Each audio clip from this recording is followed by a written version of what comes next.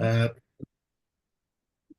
Thank you very much for inviting me. I'm delighted to be invited, and thank you, all of you, for what you're doing. It's so very important that everybody gets engaged on this important subject.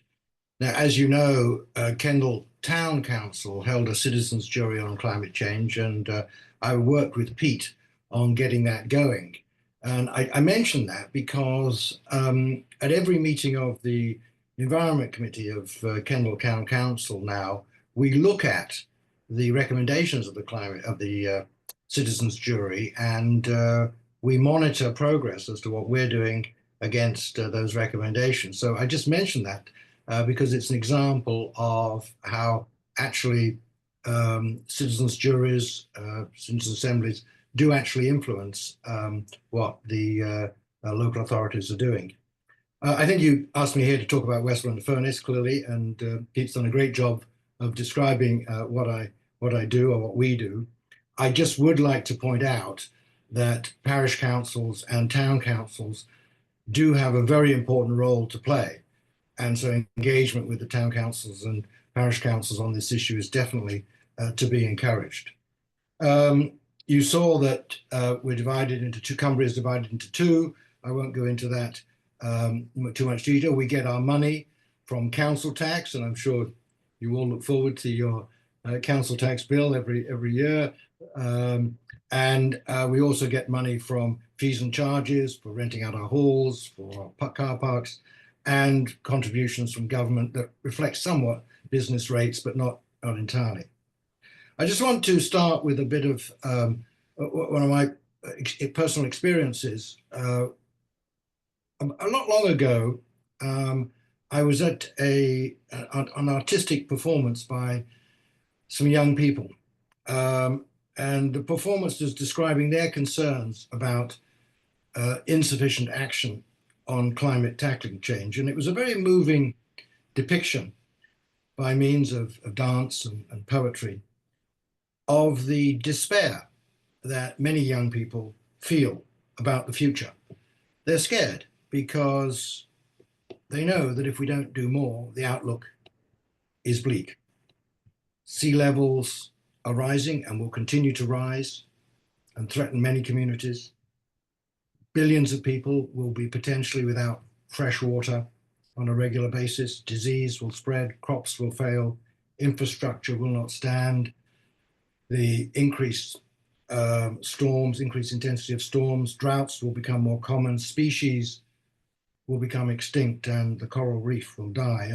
And here in Cumbria, we face threats along these lines. We face substantial increased rainfall. The recent Environment Agency report shows substantial increase in rainfall expected in Cumbria, which will cause flooding. We will also experience droughts potentially because of the increased heat. Coastal erosion is possible.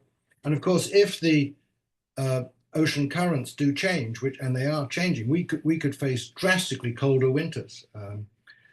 So we as a council are very, very, very concerned about this. This is one of our priorities, to do what we can. We can't provide the whole solution, but we can be an important part of the solution. And this gets to the first question I think that Pete wanted me to cover, is what can we do? Well, we have what I might call our estate.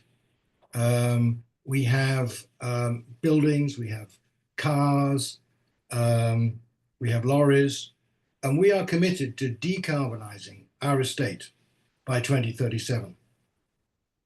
We can also build solar farms, and we have built a solar farm in Barrow. We're looking to build more solar farms to produce energy. But we want to go beyond just what we own. We want to help people in the area, in Cumbria, make it easier to decarbonise their lifestyles. And also we want to adapt so that our area is more resilient and can withstand some of the shocks that we know are coming. But beyond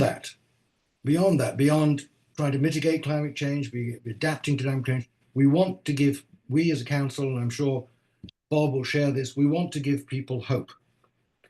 show them with the care. We need to have a message of optimism, because I believe there is a roadmap to get out of this mess. And sadly, climate change isn't the only existential threat that we face. We are facing a biodiversity loss like has never been seen before. And we believe that we are uniquely placed to tackle these two crises. And I think over the last few years, we have shown that we care about this. We have, and this comes to the third question, how you get involved. We have held public meetings, and the public meetings have led to action plans that resulted from these public meetings and from the ideas that you had and your friends had at these public meetings. We've held consultations. Giles, sorry to interrupt. Just a minute left now. Yep, I got it. We've held public meetings. We've published action plans, and we've declared a climate emergency as well, and a biodiversity emergency. And so we're very interested to hear from you, both as Climate Assembly, but also as individuals. We welcome public participation in our meetings. We, councillors, are very interested in hearing from you by phone, by email, by whatever, by your community groups. So we are very open as councillors to hearing your ideas as to how we can tackle this together. Thank you very much. That's brilliant. Thank you, Giles.